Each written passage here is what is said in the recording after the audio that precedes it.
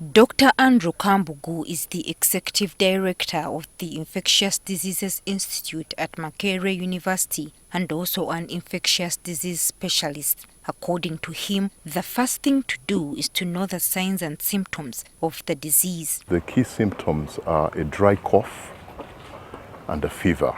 If one suspects exposure to the virus, it's important to get in touch with the Ministry of Health officials to be tested for the disease. It's important that a team comes to your house to be able to test you, and so that it can be confirmed whether it's COVID or not. Dr. Kambugu notes that out of 100 people who test positive for COVID-19, 80 have only mild symptoms. These symptoms can be treated at home using medicine like painkillers. Paracetamol is very well known.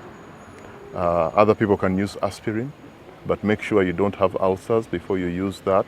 It is also important for the patients to take a lot of fruits and remain hydrated. The fruits have vitamin C. Now, vitamin C is a very important vitamin because it helps in the healing of surfaces, what we call mucosal surfaces.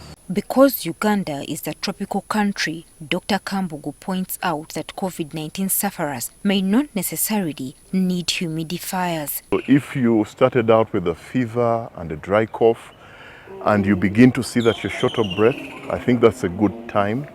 If the fever persists, especially beyond 5 days. For those who are of advanced age or with underlying health issues, Kambugu advises them to comply with all health guidelines because they are at a higher risk of the infection. Some of these conditions include heart disease, people with pre-existing lung disease, so people who have struggled with asthma, bronchitis, those type of things. So I would advise our senior citizens to be very vigilant, limit your travel outside of your home. Whereas young people are not a high-risk category, Dr. Kambugu says they can still get infected.